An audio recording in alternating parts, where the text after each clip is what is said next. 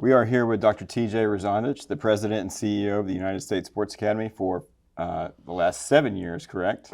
Yep, 7 years And then plus and counting. 47 years total. Seems like just yesterday. So you've been around for quite a while. What do you like about what the Academy does?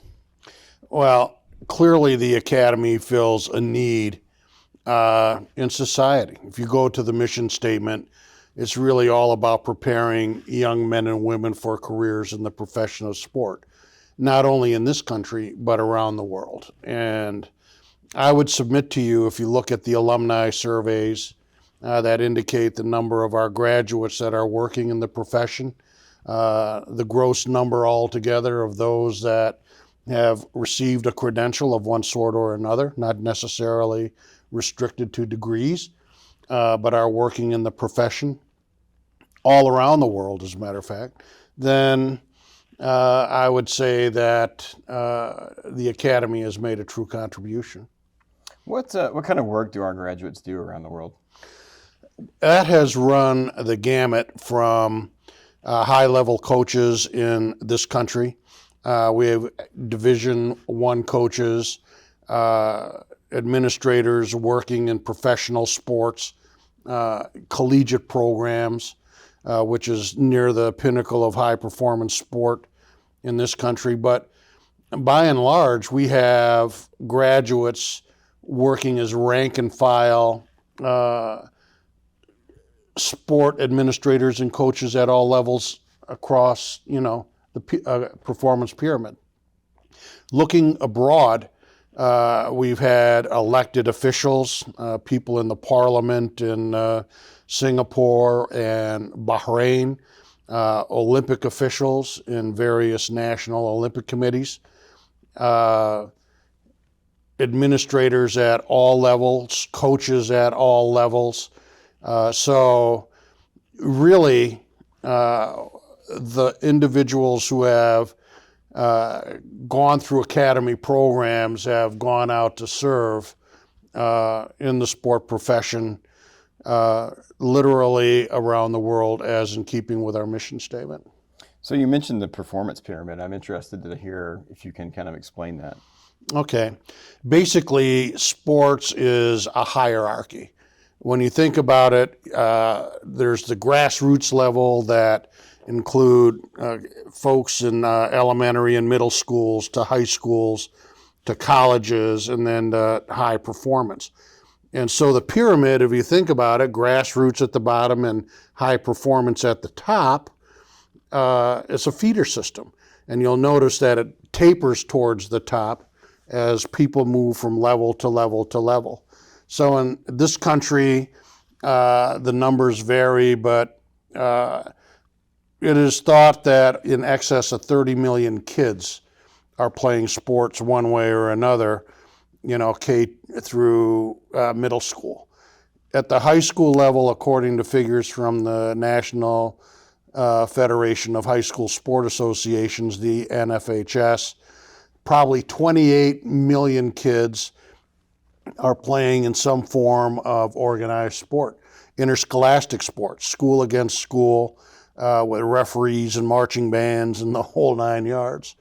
At the collegiate level in this country, probably around 700,000 according to the NCAA and NAIA and the National Christian Athletic Association and some of the others. And then in high performance sports, really it's limited to those that are under the control of the national governing bodies that oversee track and field and swimming and luge, or professional sports like the NFL, NBA, or what have you. So you can see that there's that tapering effect. In the well-designed system, student athletes particularly, are drawn from one level to the other. One of the things that makes the United States unique in that this is largely done through the school system, or historically it has. I think right now the country's in the process of dismantling that, much to my dismay. because it has been something that has been successful for more than a century. But the school system is universal. You either send your kids to school or the parents go to jail. So most folks don't like going to jail, so the kids go to school. So if you have a captive audience such as that, then you can go ahead and organize sport and activity programs.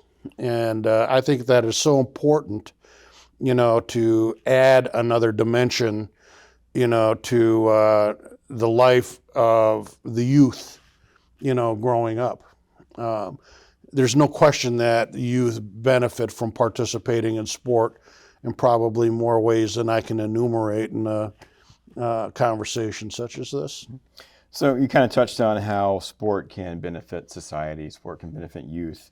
How has the academy itself benefited your life? How has it impacted you?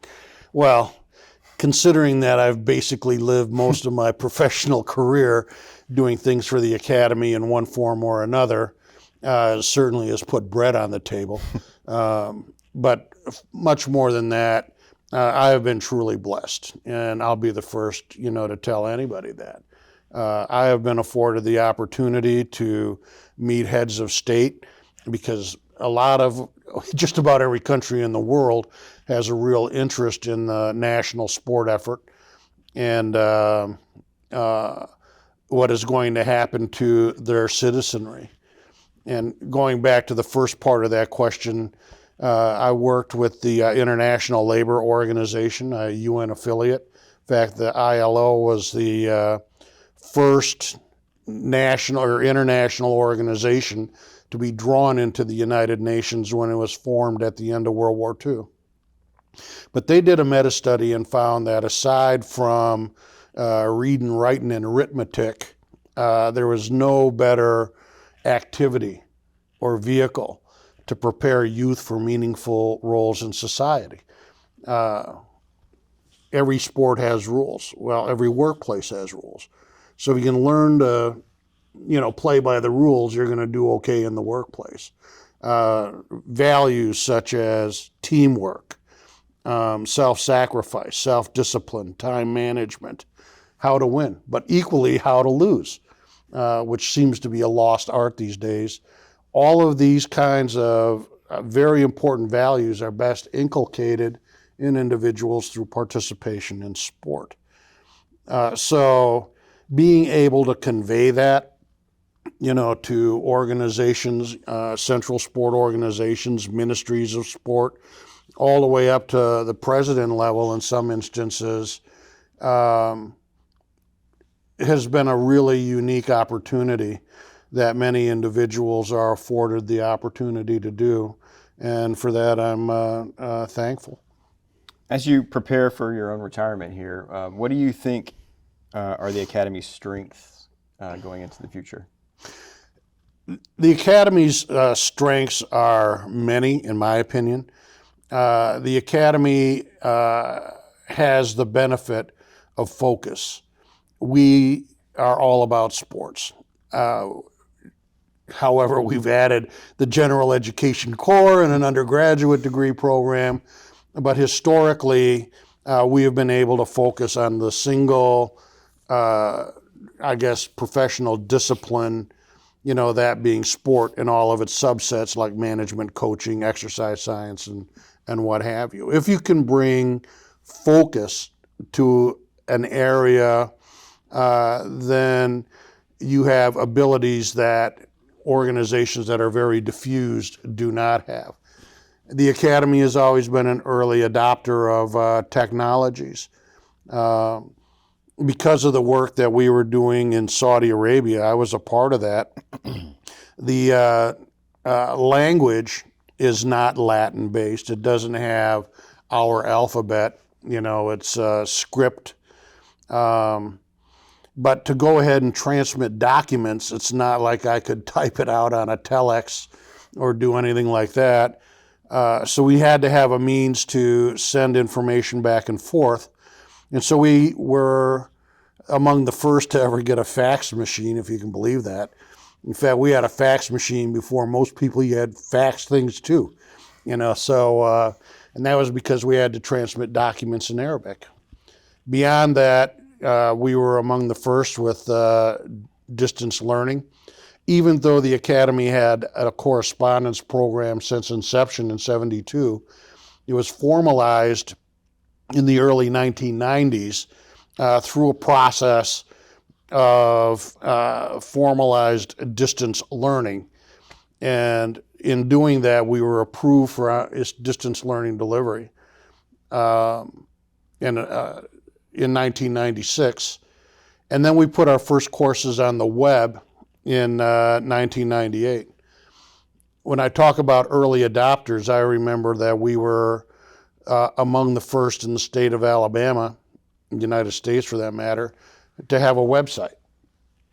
In the mid-90s, I remember to this day a clickable map of the United States where you could click on a state and the web addresses would show up, and there were 3 of us at the time.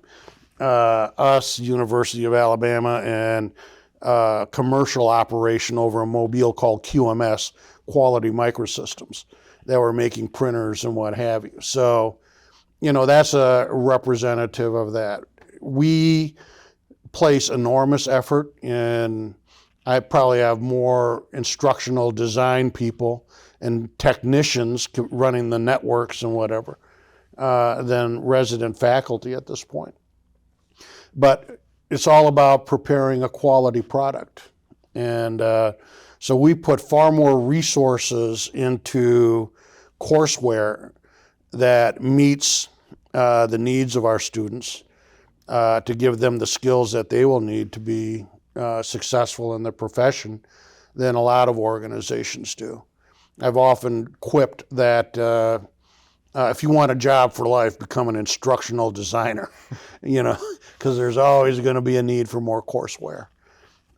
So I think that's a strength. And the other thing is, because we're comparatively small, we do engage with our students in ways that a lot of institutions do not. Ultimately, to me, that's where the rubber hits the road. When, as an organization staffed with caring faculty, that they can help students, to get themselves on a pathway to a better and brighter future.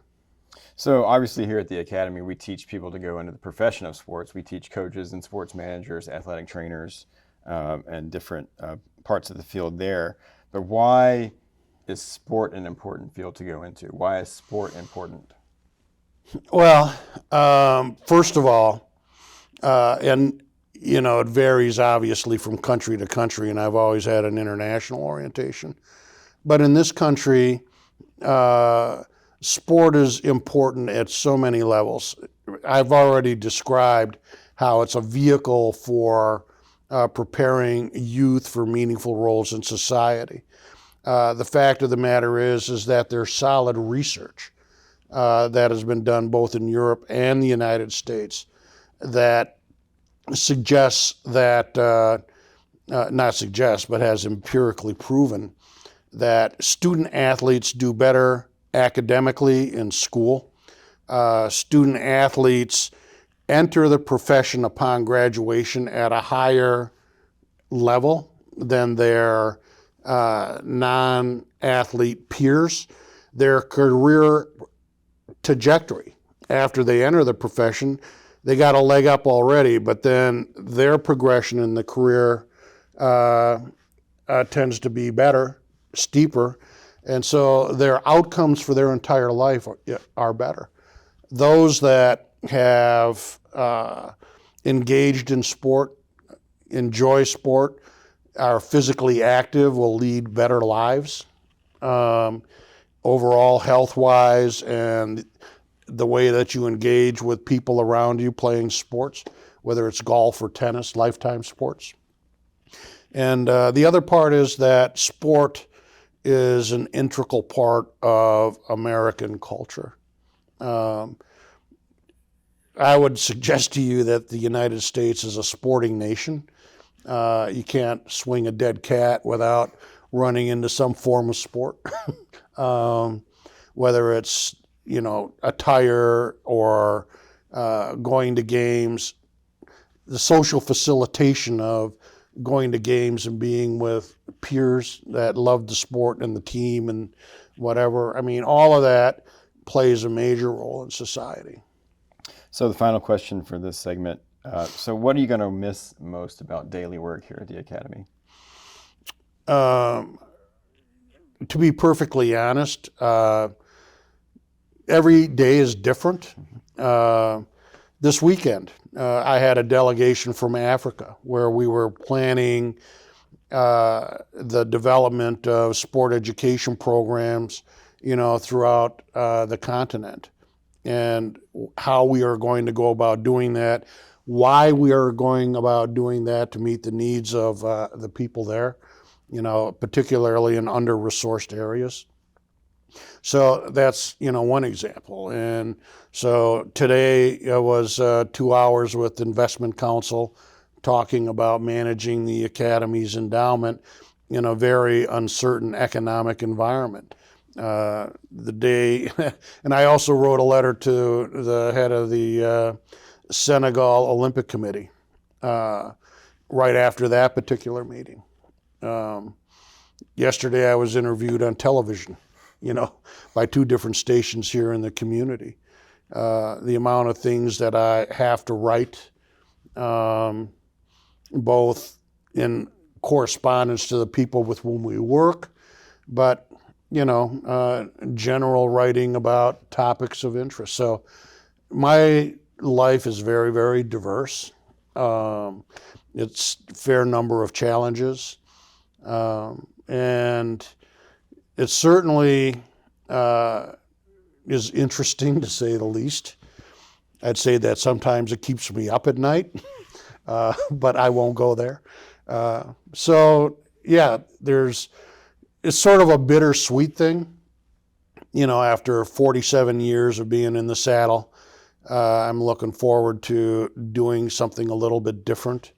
But on the other hand, I know that it certainly isn't going to be as exciting as what I do day to day around here.